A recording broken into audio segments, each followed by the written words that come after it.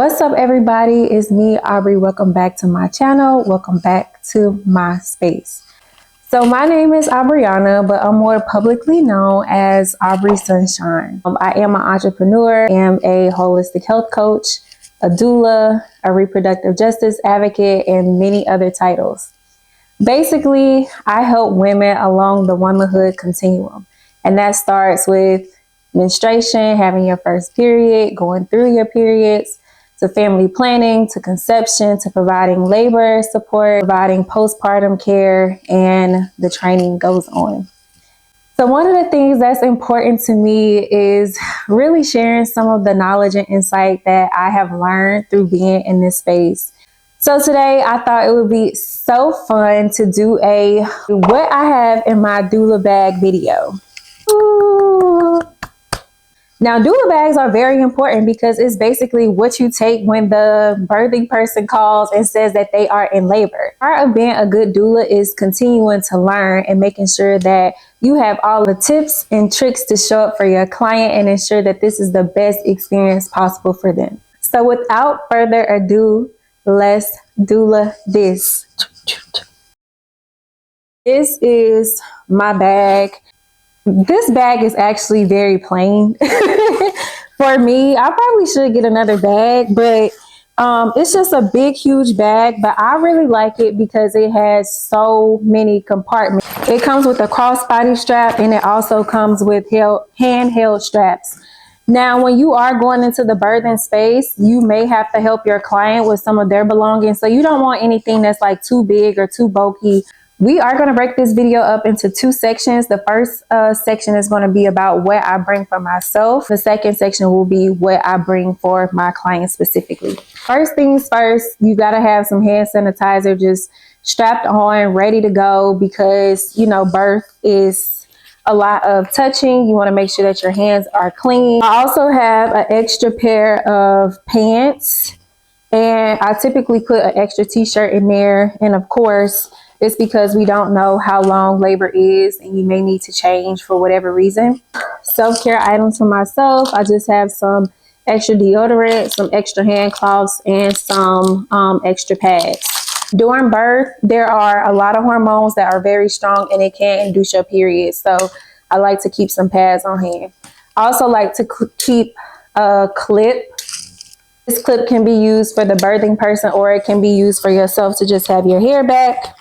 Other items that are not shown right now, but I typically put like a granola bar, like a snack in the bag for me, because again, like I said, you don't really know a specific time of how long you're going to be with your client. So the first thing that I do have for my clients is a peanut ball. I have two different sizes, and I also have a pump.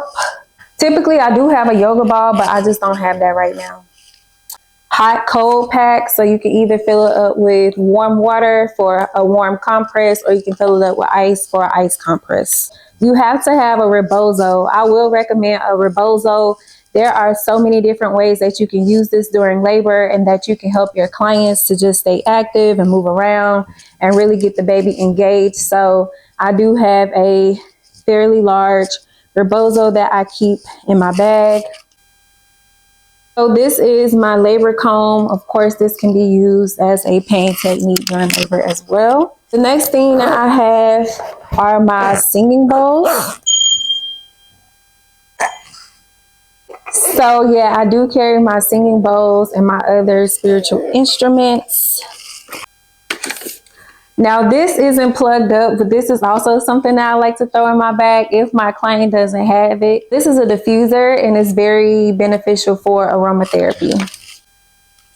The next thing I have is this pink fan for obvious reasons, you know, obvious reasons. This next item I'm very excited about. This is like one of my clients' favorites, one of my favorites. I have hot stones.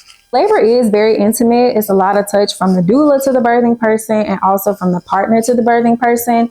And depending on your client, sometimes the client may prefer more pressure, less pressure, higher temperatures or warmer temperatures or colder temperatures. So having these massage stones come in handy to provide a little bit of extra pressure, and also a little bit of temperature control.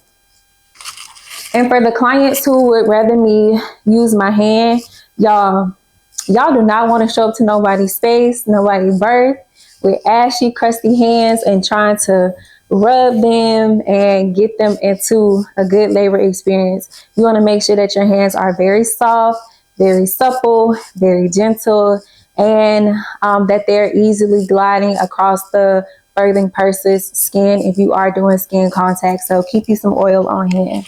This goes along with aromatherapy, but I do have some energy refresher, room spray, whatever you want to call it. It really just provides aromatherapy, kind of centers and grounds the birthing person, and just creates more of a euphoric experience.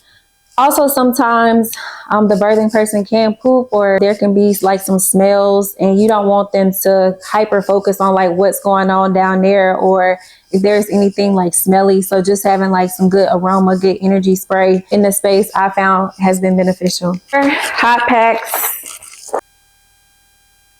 So this right here is a colostrum spoon, and this is really for birthing people who choose to breastfeed afterwards. A lot of times it can be a little daunting when they aren't producing a lot of milk right after birth, or they're not understanding like what's really coming out of the breast. So this is a good example that not only shows the birthing person the texture of colostrum, but about how much a baby will eat during the first like few hours, which is really not a lot. So this is some prepackaged tea. Again, this is a birth experience. There are a lot of portals being open, so you really want to keep the birthing person warm. And you also want to be sure to activate those muscles, those uterine muscles. So I try to keep like some red raspberry leaf tea. So these last two items are definitely not a must-have. This is just something that I like to have in addition to all of these other beautiful things that I have in my birthing bag. But I also have this onesie for my clients as a gift. It says "My doula helped me out," and it has my brand on it. So I love just giving these to my clients. So I keep one in my birthing bag so that they can have to take home from the hospital as I see my way out of their room after we have a successful labor. So the last item, this is definitely not necessary, but I do like to keep my Labor Doula manual on me. It has a bunch of good resources and material in there. And so if there's ever anything that I need to reference really quick, I like to just have it, know where it's at. It's always in my doula bag. A lot of the things that I have in my bag, I've collected over the years. If you're just starting out in this work and you don't necessarily have all these items, it's not going to stop you from being able to do your job right. You can also find out what particular items your client is more drawn to by having those conversations before you even get into the birthing space. If there are some items that you have that you think I should add to mine, be sure to comment that down below. Also, of course, if there's anything that's in my doula bag that you are going to add to your doula bag, be sure to let me know. If you found this video particularly helpful, make sure to give me a big thumbs up. We've been dancing for so long under